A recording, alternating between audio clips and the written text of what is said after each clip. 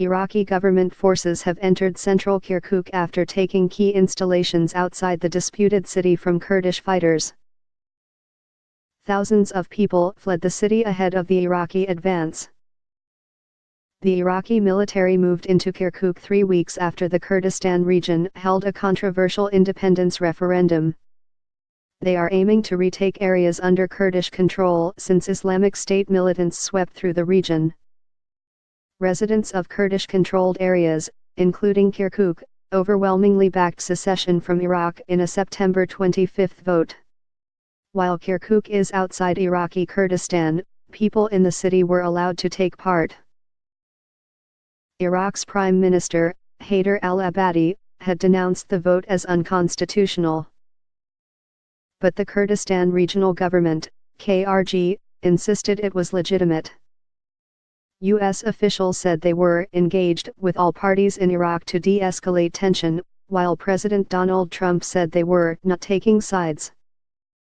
"We don't like the fact that they're clashing," he added.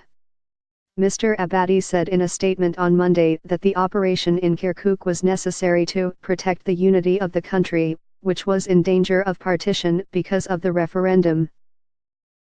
"We call upon all citizens to cooperate with our heroic armed forces, which are committed to our strict directives to protect civilians in the first place, and to impose security and order, and to protect state installations and institutions," he added.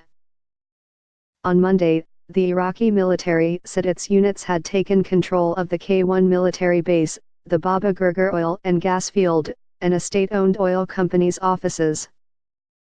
The government in Baghdad said the Peshmerga had withdrawn without fighting. However, clashes were reported to the south, and the sound of gunfire was caught by a BBC cameraman as a team filmed near a checkpoint. By the afternoon, as thousands of people fled the city fearing impending clashes between the two sides, Iraqi military vehicles were rolling into the heart of Kirkuk. A picture shared on social media appeared to show Iraqi forces sitting in the governor's office. Forces pulled down the Kurdish flag which had been flying alongside the national flag, according to Reuters. Mr. Abadi had ordered the flag to fly over all disputed territories. The speed with which Iraqi forces reached the center of the city has led the two main armed Kurdish parties to accuse each other of betrayal. The Peshmerga General Command, which is led by President Masoud Barzani of the ruling Kurdistan Democratic Party, KDP, accused officials from the Patriotic Union of Kurdistan, PUK, of aiding the plot against the people of Kurdistan.